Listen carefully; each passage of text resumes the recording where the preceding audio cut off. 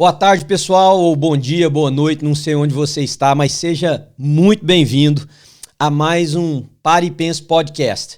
Nós nos reunimos em torno dessa mesa para falar sobre o Evangelho de Jesus Cristo, mas muito mais para poder chegar ao seu coração com a mensagem de esperança. Então eu convido você a se inscrever nesse nosso canal, a curtir, a comentar nos vídeos. Pode deixar o seu comentário, se gostou, não gostou, concorda, discorda. E quem sabe também, se você entender que pode abençoar alguém, faça um compartilhamento, faça um share desse vídeo com os seus amigos, porque assim você nos ajuda a chegar a mais pessoas com isso que nós chamamos da nossa mensagem de esperança, que não é outra coisa a não ser o Evangelho de Jesus Cristo. Por falar nisso, hoje eu estou aqui com meu amigo Luiz Silva. Luiz, seja bem-vindo. Obrigado, pastor. E nós vamos bater um papo sobre o Evangelho, né? Sobre o que é o Evangelho. Nós vamos conversar sobre o Evangelho. E eu quero que você anote aí, você faça comentários, para que a gente saiba o quanto conseguimos comunicar com vocês, né? Luiz, quando a gente fala sobre Evangelho, é uma coisa que tá meio assim, sem direção. O que é isso, né? Quase saturado, né? Vamos dizer assim. Hoje se tem várias proporções e características de evangelho que as pessoas hoje em dia ficam confusas. É evangelho? Não é o evangelho? E eu acho que as pessoas hoje estão carentes de entender o que realmente é o evangelho. Então vamos começar com essa pergunta, né? O que é o evangelho? Bom, se a gente pegar a palavra, o evangelho é a narrativa desde o nascimento à morte de Jesus Cristo. Esse é o Evangelho. Nós temos 4 na Bíblia, Mateus, Marcos, Lucas e João, que narram de diferentes perspectivas, desde o anúncio da chegada do Messias até sua morte, a sua ressurreição. Mas a palavra Evangelion significa boas novas. Então o Evangelho não é outra coisa a não ser boas novas de Deus para conosco. Que boas novas são essas? Que um filho nos foi dado, né? O anúncio lá do profeta Isaías, um menino nasceu, a região que estava sobre a sombra, sobre as trevas, viu grande luz. Um menino nos foi dado, um filho, nasceu o príncipe da paz, o Deus conosco. Esse é o anúncio das boas novas. Então o Evangelho, ele é, sim, a coletânea dos dados sobre a vida de Jesus, sobre a sua morte, sobre a sua ressurreição, mas muito mais é o anúncio de Deus, que Deus se lembrou de nós e enviou o seu único filho para que todo aquele que nele crê não pereça, mas tenha a vida eterna, né, Luiz? Sim, sim. O evangelho é uma notícia, né? Uhum. O evangelho não são dogmas, não são tradições, mas é a notícia do Filho de Deus, né? Pastor, uma pergunta que eu queria fazer para o senhor. Pois não. Como uma pessoa... Aliás, é possível uma pessoa conseguir viver o Evangelho de Cristo sem estar inserido numa igreja, sem estar inserido no corpo? Numa comunidade de fé. Sim. Hoje nós temos um movimento, inclusive tem um podcast aí na nossa lista sobre isso, chamado Desigrejados. Tem um movimento crescente de pessoas que dizem o seguinte: eu não preciso da igreja. Né? Eu não sei se vocês estão ouvindo sabem disso, mas, por exemplo, há deixa eu colocar de uma forma assim que não seja ofensiva, um princípio que nasceu no catolicismo romano, onde a igreja é participante do processo salvífico. Então, há um artigo na Confissão de Fé Católica Romana que não pode haver salvação sem a igreja. Esse artigo, ele não é verdadeiro, porque nós sabemos que salvação é somente em Cristo Jesus. O que o Catecismo Católico Romano diz é que a pessoa, para ser salva, ela precisa da obra salvífica de Cristo, mas precisa da sanção da igreja. Né? A teologia reformada, o catecismo das igrejas reformadas, principalmente a Confissão de Fé de Westminster, ela diz que não há salvação fora da igreja. E isso pode ser mal interpretado. O que a Confissão de Fé de Westminster está dizendo não é que uma pessoa não possa ser salvo sem estar numa igreja. É que o salvo encontra uma comunidade da fé. Não há fé em Cristo isolado. Porque a fé em Cristo ela é sempre pluralizada. Deus é trino. Né? Jesus não veio para salvar uma pessoa. Jesus veio para salvar pessoas. Deus não nos chama, a palavra inicial para a igreja não foi uma palavra que é singular, é eclesia, que é uma reunião de um grupo de pessoas. Então, o que é o problema, Luiz? Tem muita gente ferida pela igreja hoje, eu concordo. Sim. A igreja, conquanto instituição, ela, com seus comportamentos, seus posicionamentos, ele pode ferir. Inclusive, ontem eu assisti um filme muito triste, mas que era um rapaz que foi muito ferido pela igreja que ele frequentava e ele acabou se suicidando. Mas a instituição, ela não representa o corpo de Cristo, né? Agora, o corpo de Cristo está dentro de uma instituição. Então, se eu sou cristão, não existe a menor possibilidade que eu viva isolado. Eu preciso de um grupo. Esse grupo pode ter 10 pessoas, esse grupo pode ter 1000, mas eu preciso de um grupo. E o pessoal tem muita crise com a igreja, porque diz assim, a instituição, não sei o quê, não sei o quê. Deixa eu explicar uma coisa para você. Se você reunir 3 pessoas, marcar a hora de começar, hora de terminar, marcar quem vai fazer alguma coisa, já institucionalizou. Se você tiver que prestar contas, por exemplo, nós vamos pedir dinheiro aqui da gente pra gente pagar essa conta de luz. Nós temos que prestar conta um pro outro. Já institucionalizou. Entende? Então, existem instituições que estão muito engessadas, que já funcionam de forma quase que autônoma, perpetuando erros que ninguém para pensar e dizer isso aqui tá errado. Mas não tem como ser cristão sem uma comunidade, Luiz. Não tem. Não tem como ser, né? Porque Cristo é a cabeça. Uhum. E nós somos corpo. E nós somos o corpo. É possível um corpo sobreviver sem a cabeça e a cabeça sem um corpo? Não, e o corpo não pode ter um membro só. O corpo tem muito. Então tem braço, tem perna, tem coisa diferente.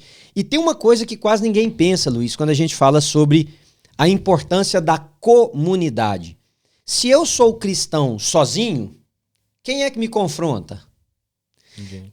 Onde é que eu tenho que praticar o perdão? Onde é que eu tenho que praticar o serviço ao próximo? Onde é que eu tenho que praticar o orar, o interceder, o ajudar, o servir? Não há a menor possibilidade de uma pessoa ser um cristão autêntico vivendo sozinho. É uma fé quase não, é uma fé egocêntrica. Sim. Uma das coisas que se perguntam para Jesus, né? Qual o maior mandamento? Ele fala amar a Deus e amar o próximo. Ao próximo. Isso. Não é só amar a Deus, é ao próximo. Não, mas aí tem gente que diz assim, não, mas eu vou amar o próximo, eu vou amar a mulher que dali do outro lado da rua, o homem, eu vou amar o menino que não sei o que e tal. E tá tudo certo, tem que fazer isso mesmo. Sim. Mas quando a Bíblia tem algo que a gente chama de mandamentos recíprocos, há uma divergência de quantos mandamentos recíprocos se tem na Bíblia, porque a tradução, ao mudar, muda também isso. Mas, por exemplo, mínimo nós temos 15. Amai-vos uns aos outros, perdoai-vos uns aos outros, carregai a carga uns dos outros, suportai-vos uns aos outros, né? Ajudai uns aos outros. Tudo isso é coisa que eu só posso fazer na comunidade da fé. Eu posso fazer com lá de fora também, sim, mas na comunidade da fé. Por exemplo, Paulo orientando uma igreja, ele diz assim, vocês devem fazer o bem para as pessoas, mas começa na família, nos domésticos da fé. Sim. Na sua família da fé, né? E assim, pastor, você citou que existe esse princípio no catolicismo romano que precisa do Cristo mais alguma coisa. Isso. Né? Então, assim, e isso pluralizou para vários outros temas também, que podemos dizer, você é salvo, mas você precisa estar numa igreja, você é salvo, mas precisa fazer caridade, você é salvo, você precisa de Cristo mais alguma coisa. Então parece que Cristo só já não é mais suficiente, né? E como que a gente consegue identificar, então, o que não é o evangelho? Então, Luiz, sua pergunta é excelente, porque os evangélicos, às vezes malham o catolicismo romano dizendo que eles têm essa exigência de que precisa da igreja para a salvação, sim, né? Daí o que nós conhecemos como excomunhão, né? Quando uma pessoa é excomungada do catolicismo romano, ela não está deixando de pertencer só a uma congregação local, ela está deixando de pertencer ao reino de Deus, segundo o pensamento católico romano. Tá. Mas nós, evangélicos, temos as nossas próprias exigências. Então não é incomum você ver nas entrelinhas da pregação de um pastor ele dizer que a pessoa precisa de Cristo e ele não diz assim, mas coloca outras exigências. O que você que está nos ouvindo, você, Luiz, todos nós, Roberto, que precisamos entender? Salvação é em Cristo Jesus. Pura e simplesmente, totalmente, absolutamente, não fica faltando nada, não fica dívida nenhuma para trás, não fica mais nada para ser pago, não tem nada que você tem que fazer. A Bíblia diz assim, crê no Senhor Jesus e será salvo. Salvo, pronto, acabou. Jesus é a salvação. Se você acrescentar qualquer coisa, e Paulo trabalha isso muito, principalmente na Epístola aos Gálatas, qualquer coisa que for acrescentado anula o que Cristo fez. Então, Paulo chega a perguntar, fala assim, como é que vocês começam na graça, entendendo que a salvação, como ele disse à igreja em Éfeso, nós somos salvos pela fé, pela graça mediante a fé. Então, Paulo, aos Gálatas, ele pergunta, como é que vocês começaram na graça e agora estão aperfeiçoando na lei? Ou seja, fazendo coisa para ser salvo. Então, toda vez que uma pessoa disser que tem que fazer alguma coisa para ser salvo, ele se afastou da cruz. Salvação é em Jesus. Ah, mas a gente não tem que parar com isso, começar com aquilo. Isso é outra coisa, isso é o trabalho de santificação, é o trabalho de maturidade, é o trabalho de compreensão, mas não de salvação. Salvo você tá, esse problema aí tá resolvido. Então você não pode operar mais com aquela mentalidade. Se eu não tô salvo. Se eu sim, eu estou salvo. Porque senão você é o seu salvador e não Jesus Cristo. Entende isso que eu estou dizendo? Sim, eu entendo. Paulo ele fala, né, que se nessa passagem que você está falando da circuncisão, né, se precisa de Cristo mais a circuncisão, então para que Cristo morreu, você precisa de algo mais. É um bom exemplo. Por quê? Os irmãos se convertiam, mas eles não eram circuncidados, porque não era parte da tradição judaica, cultural deles, a.k.a. o judaísmo. Então, quando Paulo fala assim, se você exige que ele seja circuncidado para que ele seja salvo, o que Cristo fez na cruz do Calvário não é suficiente, é incompleto. Então, não existe, não tem circuncisão, não tem nada. Salvação é em Cristo Jesus. Eu vejo um perigo nisso, que é o seguinte, a maioria das pessoas acha que crer em Jesus é levantar a mão num culto, né? Eu creio em Jesus, então estou salvo. Não... pode ser isso e pode não ser isso, e na maioria das vezes não é isso. A pessoa levantou a mão no culto, ele levantou por empolgação, ele levantou porque gostou do ambiente, a emoção, gostou da palavra naquele momento. Isso aí é demonstrado em outra coisa, mas salvação é em Jesus pura e simplesmente, Luiz. Sim. A Bíblia diz que em Efésios, se não me engano, que somos salvos pela fé. Mas ela também diz que essa fé que te salva sem obras, essa fé é morta. Então, eu creio que a obra, ela evidencia a sua fé, né? A maneira de viver, as suas práticas evidencia a sua fé. Não o contrário, né? É uma discussão entre a teologia paulina e a teologia joanina. Parece que Paulo e João estão em dois aspectos diferentes dessa questão das obras, né? Mas o que a Bíblia, falando de uma forma assim bem simples agora, para poder vocês entenderem, o que a Bíblia diz? Que a fé sem obras ela é morta. A gente não pode ter obra para gerar fé. Sim. Mas a fé legítima, ela desemboca em obras. Por isso que eu estou dizendo que levantar a mão num culto não é necessariamente foi salvo. Porque você olha, e aí as pessoas podem dizer assim, mas você não tem direito a julgando as pessoas. Não é julgando, observa. Você percebe que a pessoa, nada do que seria a presença de Cristo na vida dela está presente. Então será que essa pessoa se converteu a Jesus de Nazaré? Por exemplo, na sua pergunta, não tem como uma pessoa ser de Cristo, Luiz, se ele não tem boas obras. Porque é a pergunta bíblica. Você fala que você tem fé, mostra-me as tuas obras e eu te digo se você tem fé. O que não quer dizer que uma pessoa que só tenha obra tem necessariamente fé em Cristo, porque a Bíblia diz que essas obras sem a fé também é um pano sujo. Sim. É um trapo que não presta para nada, né? E o que a gente pode então esperar de uma pessoa, ou que pode esperar na nossa vida, de uma pessoa que quando ela tem um encontro com esse evangelho de Cristo, o que pode acontecer com a vida dela? Né? Tá. Vou te contar uma história que é uma história, assim, ela é forte, ela é polêmica, mas é algo que eu vivi, eu presenciei. De um pai cristão de uma determinada igreja, de uma determinada denominação. O filho dele, rapaz, decidiu que falaria para o pai e para a mãe que era homossexual. E o filho, sei lá, a sua idade, mais ou menos, uns 16, 17 anos, chegou para o pai, que era esse homem da religião, da igreja, lá, tal, e falou para o pai e para a mãe que era homossexual. O pai e a mãe teve aquele choque, aquele baque, né, enfim. Mas o que eu quero tratar não é isso. Veja o que aconteceu. O pai, depois lá das brigas, dos negócios, disse assim pro filho: você não é mais meu filho. Você não é mais meu filho. Homossexualidade é pecado, é contra a vontade de Deus, você não é mais meu filho. Enquanto você escolher viver essa vida, você não é mais meu filho. Eu perdi meu filho hoje. Tá? Aí, eu participei dessa conversa depois de tudo isso que aconteceu. A pessoa não era aqui da igreja e tal, enfim. Foi uma pessoa que me procurou para saber o que eu pensava. Aí o que eu disse para a pessoa? Eu falei, olha, seu filho acha que você é cristão? Acha, sabe, eu sou lá da igreja, pastor, sou firme, sou obreiro e tal, blá, blá. Falei, qual que é a maior marca de Jesus, da sua opinião? O que é a maior marca? Assim, o que você pensa? Aí ele falou uma coisa, outra, e eu falei assim, você não acha que a maior marca de Jesus é o amor?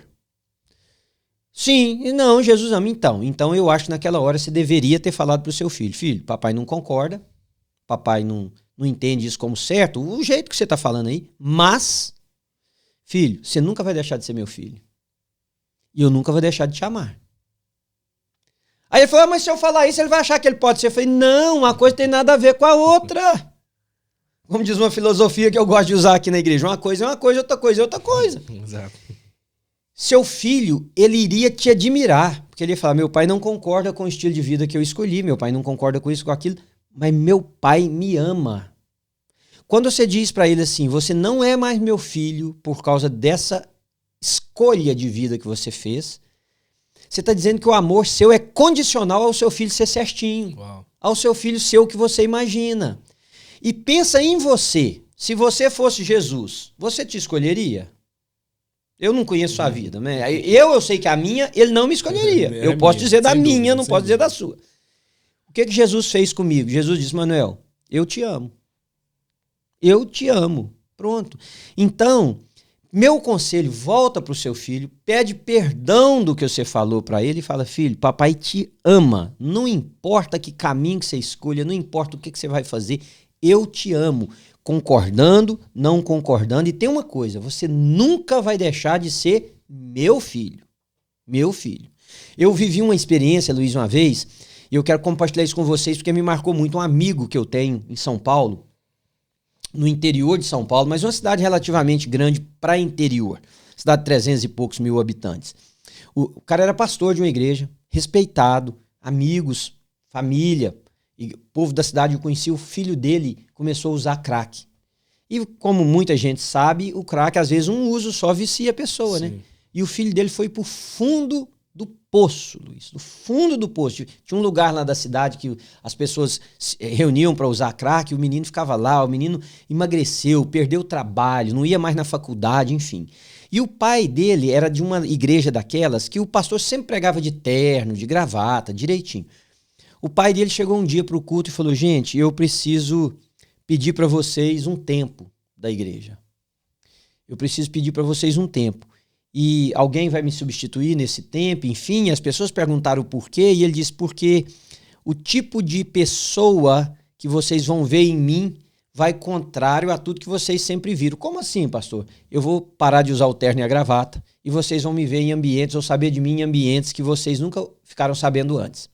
Longa história curta, ele foi para casa depois do culto, botou um terno, uma calça jeans suja, uma camiseta, coisa que ele não usava, porque não era típico dele. E ele foi lá pro lugar das drogas. Chegou lá, o filho dele estava deitado, desmaiado, dormindo, não sei o que estava. Ele sentou perto do menino. Quando o menino acordou, viu o pai. Falou, pai, o que você está fazendo aqui? Vim ficar com você, meu filho. Quando você nasceu e era pequenininho, eu e a sua mãe cuidávamos do seu bem-estar. Você está precisando de mim aqui. E eu não volto para a igreja, não volto para casa, enquanto eu não voltar com você nos braços. Deita aqui no colo do papai. E botou o menino drogado no colo dele e ficou lá. Ele ficou 3 dias sem voltar em casa. Quando ele voltou para casa, ele voltou com o filho dele para uma clínica de recuperação. O menino viu o amor tão grande do pai. Quer dizer, o pai não estava dizendo, tá ok você mexer com droga. É isso, Luiz, que as pessoas precisam entender. A gente amar não quer dizer, tá tudo certo, vai nesse seu caminho aí, não. Mas o amor quebra correntes. O amor quebra barreiras, o amor perdoa, o amor restaura, o amor levanta, o amor fala, tem chance, tem jeito, né? Então, o que eu espero ver, a pergunta que você me fez, o que é esperar de se ver na vida de alguém que é de Cristo? Caráter de Jesus, ótica de Jesus para ver a vida. A gente julga a vida a partir dos nossos preconceitos, pressupostos. A gente não põe o óculos de Jesus e diz assim, como é que será que Jesus olharia para isso aqui? Né? E é isso que o evangelho precisa fazer em nós. Não é simplesmente nos levar para a igreja, servir em igreja, dar dinheiro em igreja, vestir a roupa da igreja, conversar com os irmãos da igreja, do jeito que conversa. Não. É ser transformado, é o que Paulo escreve à igreja em Roma, na renovação da nossa mente, né? Sim, e esse processo, pastor, porque eu vejo que muitas pessoas, às vezes, ela tem um encontro genuíno com Jesus, querem essa transformação da mente, que chama de metanoia, né? Uhum. E às vezes eu sinto que algumas pessoas não têm paciência consigo, que elas não esperam o processo de transformação, porque acredita que a pessoa tem um encontro com Jesus e amanhã ela já largou todos os vícios, largou todas as suas más práticas, e ela acredita, e quando ela vê caindo naqueles pecados, ou quando ela não vê tão evidente aqueles frutos do Espírito, ela não tem paciência, acha que não teve um encontro com Jesus e até duvida se teve realmente esse encontro. Luiz, eu acho que compreendendo assim, lendo a Bíblia e lidando com pessoas há 30 anos como pastor, o que eu entendo? Cada um tem um tempo e uma velocidade. Tem gente que eu chego a ficar com inveja. Tem gente que converteu e no outro dia foi livre de tudo. O cara tinha vícios, o cara tinha hábitos, e Deus foi lá e tirou tudo. E tem nós aqui que a gente precisa ir matando um leão por dia. Minha vida cristã é assim, é um leão por dia, é um leão no meu temperamento, é um leão nisso, é um leão naquilo. Eu fico pensando, Deus, por que você não tirou esse negócio de uma vez, velho, né? Mas aí, o que eu percebo? Cada um tem uma velocidade. E Deus tem um motivo para dar a cada um a velocidade. Porque é muito mais pedagógico a gente aprender a ser transformado dia a dia. Por exemplo, a pessoa que tem um mau hábito, ele ir compreendendo, ele ir percebendo aquele mau hábito, ele ir submetendo aquilo à cruz, ele sacrificar e amortecer o seu próprio corpo, o seu próprio desejo. É ele ter o desejo, mas ter a compreensão, e a compreensão vai fazer com que ele abra mão do desejo. Isso vai tornando a gente, homens e mulheres, muito mais sólidos, mais maduros em Cristo. Então tem gente que vai muito rápido. Eu e a Ana minha esposa, né? Nós somos casados há 36 anos. E eu sempre tive uma preocupação, eu sempre tive muito problema com a altura. Não sempre. Depois dos 19 anos de idade eu adquiri um trauma de altura. Então para mim chegar, por exemplo, na beirada de um prédio muito alto, uma coisa assim, e consequentemente quando eu ia voar, eu ficava muito ansioso. E a Ana também. A Ana ficava tão ansiosa que eu não tinha nem como ficar ansioso para mim, porque eu ficava preocupado com ela. E ela orou, Luiz, você acredita? Ela orou e pediu a Deus para Deus tirar isso do coração dela. A Ana, hoje, se o avião demorar a decolar, ela já tá dormindo. Não interessa se ele balançou, se não balançou, se demorou, se não demorou. Tirou. E eu fico assim, Deus, ela orou e o Senhor tirou uma coisa. O meu foi uma luta. Anos. Um processo. Provando minha confiança em Deus. Senhor, minha vida tá nas tuas mãos. Avião, carro, bicicleta, o que for, minha vida tá nas tuas mãos. Então, por quê? Deus sabe o trabalho que ele realiza na vida de cada uma pessoa. Mas uma mensagem que eu deixo para você, que nos ouve, que nos vê, é não desista. Porque nós estamos crescendo. A Bíblia diz que a vida do justo é como o romper do dia. Olha, não vai de 6 a meio-dia de uma vez. Não. É como o romper do dia, que vai subindo até ser dia perfeito. Um processo, né? E processo. Aquilo que antes nos afligia, eu creio também que vai servir de consolo para outras pessoas, para a gente poder edificar outras pessoas no nosso processo. Também pessoas processos que nós vencemos, podemos ajudar outras pessoas a vencer. Demais, também. Demais. Ensinar a partir das nossas próprias dores, né? Sim. Pastor, qual que é a maneira que um crente que pode contribuir, por exemplo, por esse avanço do evangelho, né? Ele ser útil para o evangelho? Às vezes tem pessoas que, o fato de não ser pessoas com incríveis habilidades, talvez de pregar, de cantar, de ser um musicista, ele acha que só tem que ser aquele crente que vai na igreja, assiste e o papel dele é esse. Essa para mim é uma das maiores perdas do cristianismo moderno. Porque a Bíblia diz que Deus concedeu dons, plural, né? Nós temos vários catalogados na Bíblia, mas muitos outros. e que Deus concedeu os diferentes dons a diferentes pessoas. Tem gente, eu por exemplo, eu não canto e eu não toco nada, né? Quando eu formei e eu fui ser pastor, eu tinha que avisar as igrejas, olha, não canto, não toco. Naquela época eu não sabia nem dar nó em gravata, eu precisava de alguém me ajudar. E durante muito tempo eu tive gente que dava nó na gravata para mim na igreja, quando eu tinha que usar a gravata ainda. Enfim, mas o que acontece, Luiz? O que é o dom? O dom é a manifestação da graça de Deus. Então, por exemplo, tem gente que não vê nada disso aí que você falou, mas a pessoa recebe alguém na casa dele com tanto amor, com tanto carinho. Tem gente que vai... Por exemplo, eu vi uma cena que eu achei muito bacana. Nossa igreja aqui uma vez, durante alguns anos, nós fizemos isso. Ir no hospital da criança lá em Boston, no Children's Hospital, e cantar nos corredores para as crianças na ala de câncer, ou levar palhaços, coisas desse tipo assim. E numa dessas, nós encontramos uma mulher que há anos... Toda a época do ano, eu esqueci a época agora que ela vai, ela ia pra lá e ela alegrava as crianças com um dom dela que era de desenhar. Então ela chegava num quarto, ela desenhava um menininho, dava pra ela, perguntava o menininho o que queria que desenhasse, enfim, a criança ficava repleta de alegria, talvez era a única alegria dela, porque a criança estava com câncer e muitos deles em estado terminal. Sim. Então, quer dizer, o dom de Deus está em mim, está em você. E ele pode ser exercido sem a gente nunca subir num palco, num púlpito, tocar um instrumento, cantar uma música numa igreja, ou fazer alguma coisa em uma igreja. Ou pode ser numa igreja. Você pode cuidar de uma criança, você pode limpar um chão, você pode ajudar a limpar o banheiro, você pode ir numa cozinha, você pode fazer... Mas lá fora, o mundo precisa ver muito mais dons lá fora do que dentro do prédio onde nós chamamos do lugar que a igreja se reúne, Luiz. Porque esse dom lá fora... é o que mostra para as pessoas, Jesus está na vida daquela pessoa ali. Né? Então, o que eu recomendo para as pessoas? Exerçam os seus dons fora da igreja. E o que sobrar, você exerce aqui para nós, aqui dentro. Mas vai lá fora, ensina uma criança, cuida de alguém, seja voluntário num asilo, num lugar qualquer, seja bondoso, ajuda uma pessoa, ajuda outra, porque as pessoas verão Cristo nisso. Entende o que eu estou dizendo? Sim, sim. Dom não é só para ser exercido em igreja. Dom é para ser exercido na vida. E nós vivemos 1h30 da semana em um lugar chamado igreja. O resto tudo é fora. Então vamos usar os dons lá fora e aqui dentro também. Né? Eu vejo que pessoas às vezes esperam muito aquela famosa oportunidade, né, de exercer na igreja. Mas não me dão oportunidade. Mas eu vejo que todo dia, quando a gente abre os nossos olhos, a gente tem uma oportunidade de expressar Cristo. Oh yeah. Luiz, meu filho pregou esses dias para trás, no meu aniversário em dezembro, a igreja fez um culto de ação de graça e ele pregou. E ele contou a história de um taxista, quando ele morou na Argentina, que era membro de uma gangue, que eu conheci o taxista, fui eu que arrumei o taxista para levá-lo.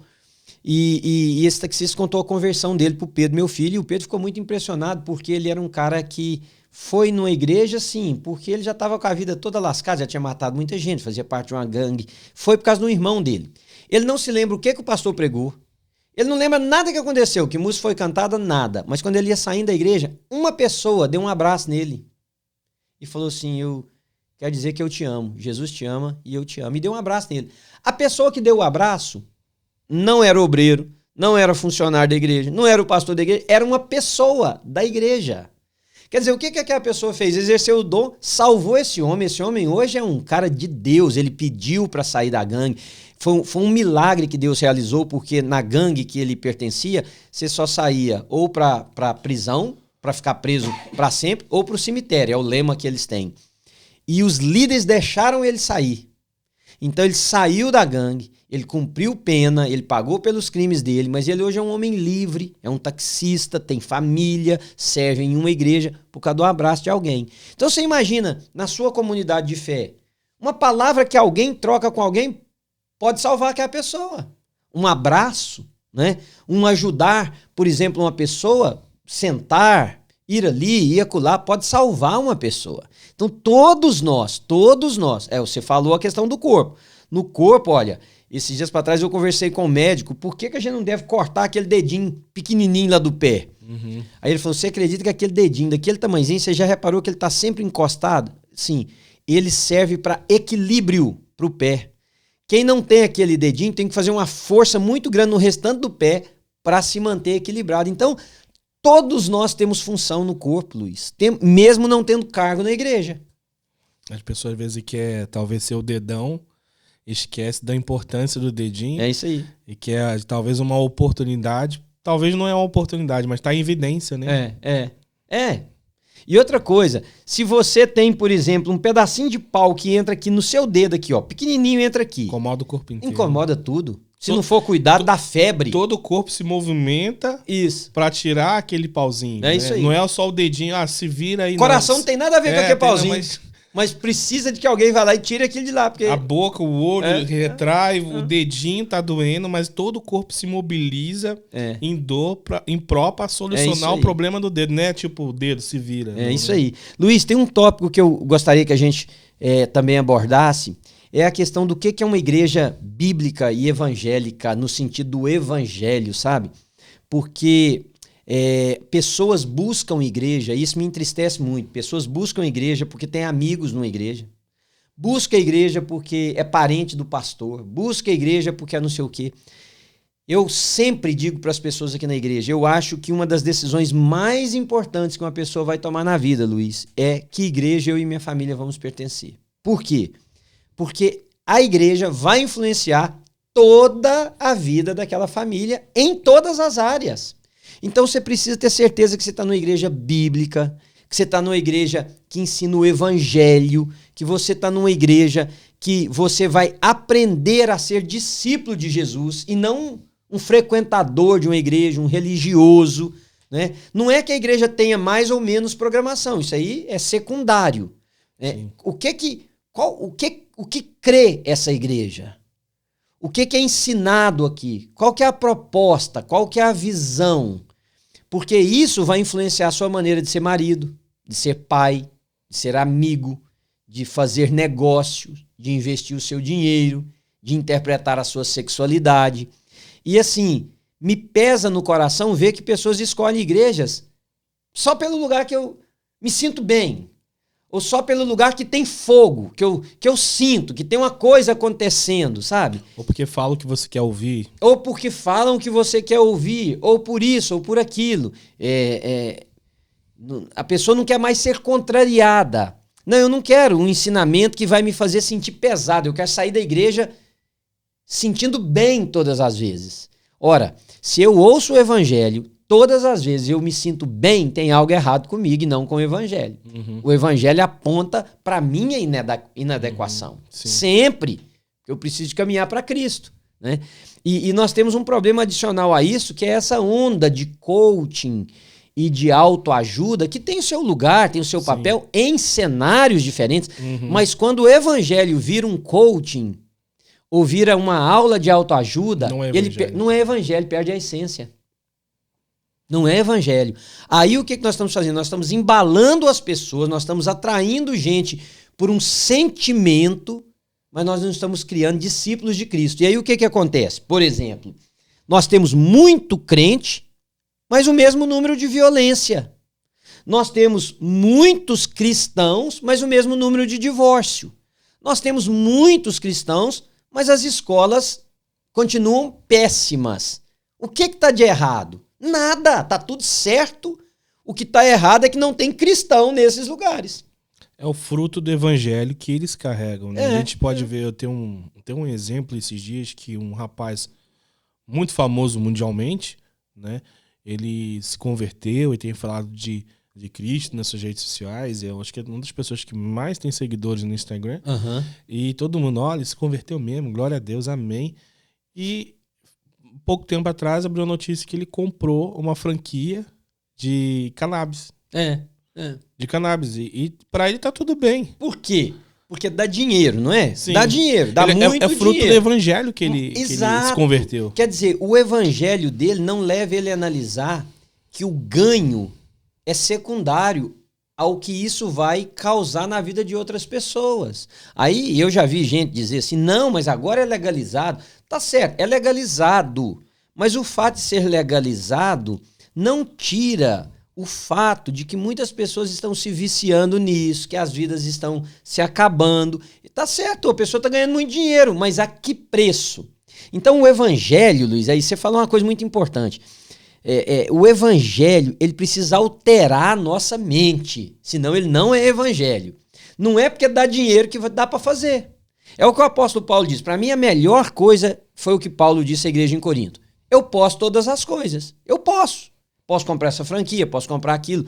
Há um amigo que alguém queria que ele investisse na indústria Taurus lá no Brasil, porque quando o nosso presidente começou a falar muito de armamento, todo mundo sabia que ia aumentar demais a venda de armas. E esse amigo meu é um pastor, e alguém disse para ele, compra, porque você vai ganhar muito dinheiro. Ele falou assim, mas eu não quero.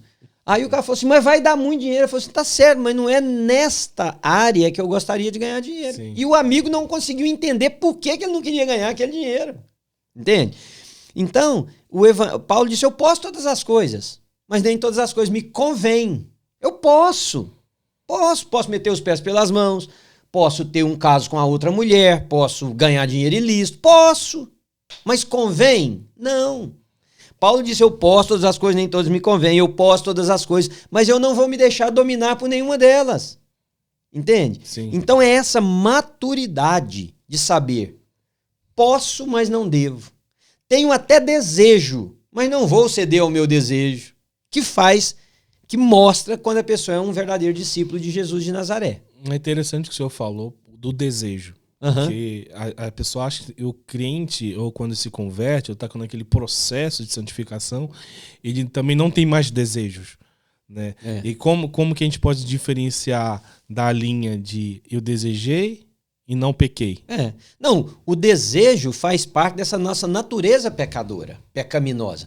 Nós nascemos com a natureza pecaminosa, Luiz, e ela, segundo a Bíblia, não vai ser extinguida até a nossa glorificação, que é quando nós formos viver com o Senhor. Só que em nós também depois foi colocada uma natureza, que é a natureza de Cristo. Então, elas são opostas entre si. É aquilo que às vezes a gente conhece na Bíblia como a carne e o espírito. Sim. Essas naturezas são opostas entre si. Opostas. Essa daqui quer me levar para o pecado, para a satisfação do meu ego, do meu desejo. Essa daqui quer me levar para a cruz. Abrir mão dos meus desejos, morrer para as coisas. Depende da que vai ser alimentada. Quando você tem desejo, por mais perverso que seja o desejo, por exemplo, eu já senti vontade de matar uma pessoa. No trânsito, principalmente. Não era nem no trânsito. O cara... Quantas vezes eu não sei se você, né? Eu posso falar somente de mim. Eu já tive explosões de ira que eu falo, Manuel do céu, o que é isso, aí? Né? Que se deixasse eu pôr a mão na pessoa, eu acabava. Então eu tive que entender, eu tive que ir para a cruz e eu tive que dizer, esse é o Manuel agindo por ele, sem o controle do Espírito. Então o que eu preciso fazer? Eu preciso me submeter a Deus. Quer dizer que eu não vou ter esses... mas eles vão ser submetidos à cruz. Então eu vou conseguir contê-los, não agir neles. Tem pessoas que falam assim, eu me converti, nunca mais olhei para uma mulher com intenção impura. Eu até acredito, com muita dificuldade, eu acredito. Mas se o cara está falando que sim, eu vou dar ele um voto de confiança. Agora, o fato mais interessante, eu acho, é um verdadeiro cristão. Passou uma mulher bonita, ele olhou e falou assim, eu sei que é bonita, eu sei que é prazeroso olhar, mas eu não quero, porque eu não quero que depois a minha mente fique pensando nisso, imaginando isso. Então eu vou voluntariamente desviar o meu olhar. Eu acho isso muito mais bonito, Luiz. Eu acho isso muito mais miraculoso. Eu acho isso muito mais de Deus. É a pessoa saber assim, eu tenho essa inclinação, mas eu também tenho e consigo submeter à cruz de Cristo, ao Espírito de Deus, e eu não vou agir nessa minha vontade, nessa minha carne. Isso para mim tem muito mais de Deus nisso do que qualquer outra coisa. Dúvida. Entende o que eu estou dizendo? Sem dúvida, sem dúvida. E como que a gente consegue, por exemplo, discernir a diferença? Isso aqui é um desejo carnal, isso aqui é a vontade do Espírito. Eu acho que muitas pessoas têm essa questão de assim, eu quero ouvir a voz de Deus. Né? Sim, sim. Deus, o Espírito Santo já habita nela, né? Já tem Deus agindo ali, falando com ela o tempo todo. E como que ela pode, por exemplo, discernir o que é de Deus e o que não é de Deus com essa voz do Espírito? Lá em Jó, tem um versículo que diz assim, Deus fala de muitas maneiras, nós é que não lhe damos atenção. Tem uma outra tradução que fala assim, Deus fala de muitas maneiras, nós é que não o ouvimos. Geralmente a pessoa, quando ela fala assim, eu quero ouvir a voz de Deus, ela já sabe o que é. 90 e tantos por cento das vezes, eu lidando como pastor, sei. O que a pessoa quer? Uma alternativa. por causa dos seus desejos. Ela quer uma alternativa. Então ela fala, será que é Deus mesmo e tal? Então quais são as regras mais seguras que eu acho? Deus não vai falar o que já está falado na palavra dele. Tem gente que sai procurando gente para falar em nome de Deus para ele, porque já sabe o que deve fazer pela palavra, mas não quer se submeter na palavra, então quer ouvir alguém. Quer uma resposta que agrade ela. Né? Então é o caso lá do rei do Velho Testamento, né, que dizia assim, quando estava se preparando para ir para a guerra, aí perguntaram assim, não tem mais nenhum profeta, não? Aí o rei falou assim, tem um aí, mas ele só fala o que eu não quero ouvir. É isso aí. Então, primeiro, se está nas escrituras sagradas, está falado. Eu não preciso sair atrás de profeta, profetisa, amigo, pastor, ninguém, está falado. Sim. Eu não posso, eu não devo, não é aquilo, não é o que Deus aprova, está falado. Aquilo que não está claro, Luiz, nós temos o testemunho do Espírito. A Bíblia diz que o Espírito de Deus fala conosco, né? Isso vai promover o bem, isso é de boa fama. Veja o que Paulo falou para a igreja em Filipos. Irmãos, se alguma virtude há, se algum louvor existe, que seja isso que ocupe o vosso pensamento. O quê? Tudo que é bom, tudo que é agradável, tudo que promove o bem, tudo que enaltece, tudo que é de boa fama, que seja isso que ocupe o vosso pensamento. Então, todas as vezes que eu estou em dúvida, por exemplo, a questão do investimento que nós falamos. Eu trabalho com finanças e cuido do dinheiro de pessoas há décadas. Tem gente que fala assim, eu quero ganhar dinheiro a qualquer custo. Tem gente que fala assim, não, eu não quero a qualquer custo. Por exemplo, investir em uma indústria farmacêutica que produza medicamentos para aborto. Eu devo ou eu não devo? A Bíblia não fala isso. Você pode pôr o seu dinheiro naquilo e tal, ou não pode pôr isso. Mas a Bíblia nos orienta sobre a vida, sobre a preservação da vida, né? Sobre a ética em lidar com a existência. Então, na grande maioria das vezes, nós sabemos o que fazer, mas nós não queremos obedecer, então a gente precisa de uma alternativa. E a alternativa eu busquei a Deus. Luiz, eu escuto como pastor, gente fala assim para mim, eu falo, mas o que você está fazendo está tudo errado. Aí a pessoa diz assim pra mim, não, mas eu busquei a Deus. E Deus falou que estava ok. Uhum. Irmão, se Deus falou que tá ok, quem sou eu para dizer que não tá ok? Mas não tá ok. Né? Não, é justamente, às vezes, Deus fala com a pessoa e a pessoa não fala o que ela quer ouvir. Eu creio que Deus sempre responde. Sempre. E aí uma pergunta Deus fica em silêncio? Se ele sempre responde? Não, mas silêncio é uma resposta. Né? Silêncio é uma resposta. É uma resposta. Nós não gostamos do silêncio. O silêncio nos incomoda. O silêncio nos deixa desconfortável. Mas o silêncio de Deus é uma resposta. Que resposta? Nada. Para. Ora. Pense. Espere. Né? Não é na sua hora. Mas nós vivemos numa sociedade que tudo é tão antropocêntrica, né? O homem é o centro de tudo, inclusive não deve ser contrariado. E aí, Luiz, aí nem não, por Deus, né? Não, aí não dá certo, né? É isso aí, pessoal. Chegamos aqui no fim do nosso encontro. Luiz, bom demais. Obrigado. Eu que agradeço o convite. Foi bom demais a gente bater esse papo aqui. Eu espero que tenha abençoado você. E então não se esqueça, inscreve aí no canal. Né? Escreve no canal, faz um comentário, ajuda a gente a aumentar esse algoritmo aí e também manda isso para os seus amigos. E vamos ver o que nós conseguimos abençoar as pessoas, tá bom? Até a próxima semana em mais um Pare e Pense Podcast.